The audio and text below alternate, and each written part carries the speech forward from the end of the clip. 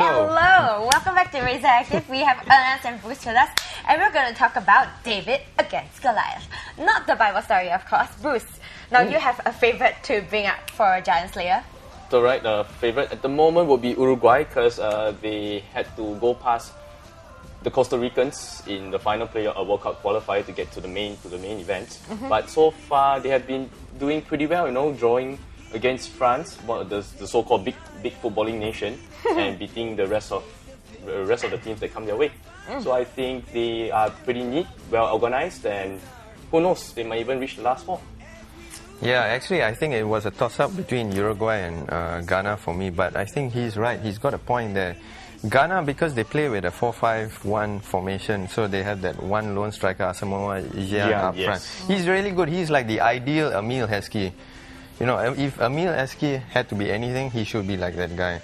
But the thing is, why all the good players are not good looking, but okay. Okay, but the thing is, like as Bruce said, Uruguay really have a good pair of strikers there in Luis Suarez and Diego Forlan. Yeah. And that gives them the striking edge over like a team like Ghana. Ghana is defensively quite sound and strong as well, but Uruguay also, they're strong. Whereas I always feel that Ghana always play based on local vocal support, so perhaps that's why they actually overcome the United States in the previous round. Yeah. But sadly, I think up against Uruguay, who are actually well organized, who defend pretty well from the back, and they have a cutting edge up front in Luis Suarez and Diego Forlan. Yeah. They might come up short for Ghana. I actually thought that Ghana's playing tactics were sort of similar to Japan. They're slightly more fluid, but at the same time, not quite at the peak level to actually really go against teams like Argentina or because they're fluid. They are there, but maybe in the next World Cup we might see them actually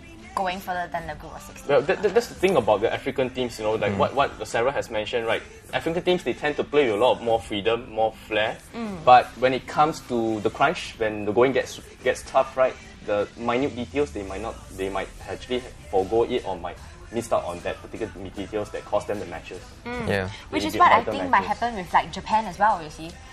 I really think that's going to happen. But like, what about other giant slayers that a lot of people have been talking about this World Cup? The ones that we didn't expect them to actually go up against these big giants, and yet they actually did. One for me was actually USA. Nobody expected them to draw with England at all. I thought USA would top the group. Really? Yeah, you did? Yeah. I actually didn't think so. They had not many people who were very known throughout Europe. Yeah, but a good I thought team that unit. if England actually played to their full potential, which they usually don't at major events, right? So I think you have to look at USA as the kind of progress that they have made in the last 4 years. Okay, fine, that was the 2006 World Cup, but I think for me, what was really interesting is what they did at the Confederations Cup last year, when they went all the way to the final. A good cohesive unit, physically strong, and Americans, they pay a lot of attention to physical development and mentally motivation. You can't deny them that they are one of the best in the world. I still think I see them winning the World Cup. Really? Yep. Now? Not now? Not now, but maybe in 10 about years later? 10 years. All they need to do is get more African American players in the game. That will really bring a different level. I think he's a pretty good target striker. Think of them of like a future Brazil, but they have so many cultures to draw on. Without the hair oil. I mean, now, Bruce, you also mentioned Mexico. You thought was a little bit of a David going on. Yes. I thought Mexico was something similar to Uruguay. Yeah, they're pretty well organized, except for last night when they actually gave away a goal to Higuain. Apart from that small little hiccup, they're actually pretty good. They're defensively sound, pretty solid up front with in a mode of Javier Hernandez, who's on good scoring form in this World Cup, and Guillermo Franco. They actually had a pretty good unit, good team spirit in Mexico, and of course not to mention Giovanni Dos Santos. Now I thought Algeria as well was a pretty unexpected team to come up in this World Cup. I mean, they actually performed a lot better than I thought they would.